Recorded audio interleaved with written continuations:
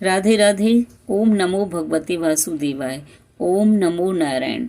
आज कार्तिक मास का छठा अध्याय सुनाएंगे, जिसमें सत्यभामा और कल्प वृक्ष की कथा होगी। नारद जी कहने लगे, हे ब्राह्मण, कार्तिक मास के महात्म का विधि पूर्वक वर्णन करिए। ब्रह्मा जी कहने लगे कि हे नारद, तुम बड़े सज्जन पुरुष हो, जो लोगों के हित के लिए ऐसे प्रश्न करते हो।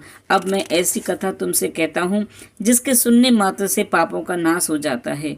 हे नारद, सूत जी इसी नैमिषारण्य तीर्थ में सौनक ऋषियों से कहते हैं, हे ऋषियों, साधुओं का सत्संग अति पवित्र होता है और संसार के पापों के भय को दूर कर देता है, ज्ञानियों को मोक्ष देता है, कामना वालों की कामना पूरी करता है। श्री गंगा जी पापों को नष्ट कर देती हैं, चंद्रमा ताप को दूर कर देता है, कल्प वृक्ष दीनता को नष्ट कर देता है, परंतु साधु समागम पाप ताप और दीनता तीनों को नष्ट कर देता है। इसका आधार क्षण भी मोक्ष का देने वाला होता है।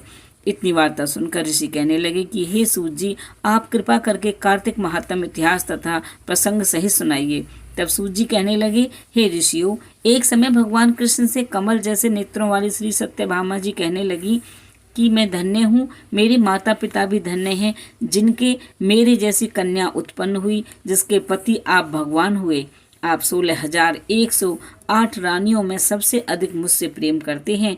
जिस कल्प वृक्ष की पृथ्वी के लोग बात तक नहीं करते, जानते भी नहीं, वह मेरे आंगन में लगा हुआ है। अतः मैं आपसे एक बात पूछना चाहती हूँ। आशा है मेरे हित के लिए आप वह बात अवश्य बताने की कृपा करेंगे। इतनी बात सुनकर श्री कृष्ण जी सत्यभामा का हाथ पकड़कर कल्प वृक्ष के नीचे ले गए और कहने लगे, हे सत्यभामे, सब रानियों में तुम मुझको सबसे अधिक प्रिय हो। तुम्हारे स्नेहवश मैंने इंद्र से विरोध करके यह कल्पवृक्ष स्वर्ग से लाकर तुम्हारे आंगन में लगाया है।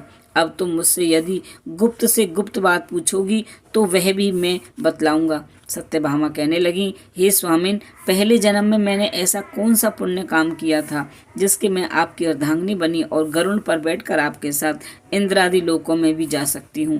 पहले जन्म में कौन थी, किसकी कन्या थी, आप विस्तार पूर्वक मुझे कहिए। भगवान कृष्ण कहने लगे, हे सत्यभामे, तुम विस्तार पूर्वक सुनो।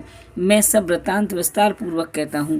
पहले सतयुग के अंत में मायापुर में अति कुल में वेद तथा शास्त्रों का जानने वाला देव शर्मा नाम का एक ब्राह्मण रहता था। वह सूर्य का भक्त था, रात दिन अतिथियों की सेवा किया करता था। उसके पुत्र नहीं था, परंतु बड़ी आयु में उसके एक कन्या उत्पन्न हुई, जिसका नाम गुणवती था। देव शर्मा ने चंद्र नामक अपने एक शिष्य के साथ अपनी कन्या गुणवती का विवाह कर दिया। चंद्र पिता के समान उसकी सेवा करता था। एक दिन देव शर्मा अपने दामाद के साथ लकड़ियां काटने के लिए हिमाचल के समीप गया। वन में इधर उधर फिरते हुए उन्होंने एक महाभयंकर राक्षस देखा। उसको देख वे दोनों भागने में असमर्थ हो गए और दोनों ही उस राक्षस के हाथ से मारे गए। परंतु उस क्षेत्र के प्रभाव और अपने कर्मों के कारण हमारे दूतों द्वारा विमान में बैठकर हमारे लोक को प्राप्त हो गई। उन दोनों का मरण सुनकर गुणवती बड़ा रुदन करने लगी और पुकारने लगी, हे पिता, हे पति, तुम्हारे बिना मेरा निर्वाह कैसे होगा? मैं किस प्रकार जीवित रह सकूंगी? तुम मुझे छोड़कर कहाँ चले गए? मेरे अन्न तथा भोजन का प्रबंध कैसे होगा? मेरे लिए अब कोई ठिकाना न रहा। इस प्रकार विलाप करती हुई वह वृक्ष की तरह मूर्छित खाकर भूमि पर गिर गई और जब कुछ चेतना आई, उसने घर का सामान बेचकर उन दोनों की अंत्येष्टि क्रिया की। मेरी भक्ति में सदा तत्पर रहने लगी। इस प्रकार कार्तिक मास आ गया और वह कार्तिक के व्रत करने लगी, एक तथा एकादशी का व्रत भी करने लगी। एक समय वह बुखार से पीड़ित हो गई और वह दुर्बल शरीर वाली गुणवती गंगा स्नान को गई। अतः गंगा जी में प्रवेश करते ही शीत के मारे उसकी देह कांपने लगी और वह शिथिल होकर गिर पड़ी। उसी समय हमारे दूत सुंदर विमान में बिठाकर उसको हमारे धाम ले आए। यह कार्तिक के व्रत का ही प्रभाव था। फिर द्वापर में ब्रह्मादि देवताओं की प्रार्थना पर पृथ्वी का भार उतारने के लिए हमने कृष्ण का अवतार लिया। उस समय हमारे ही सब देवगण यादव बन, तुम्हारा पिता देव शर्मा शत्राजित हुआ, चंद्र शर्मा अक्रूर जी हुए, तुम गुणवती सत्यभामा हुई। कार्तिक के व्रत के प्रभाव से तुम हमारी प्यारी हुई।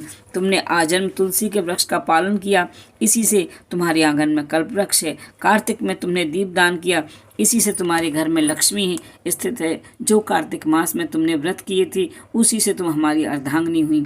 जो कोई कार्तिक मास में व्रत करता है, दीप दान करता है, वो हमें तुम्हारे समान ही प्रिय हो जाता है। इस प्रकार कार्तिक मातम की कथा 6 समाप्त हुई। आपको कथा पसंद आई हो तो राधे राधे जरूर लिखिएगा।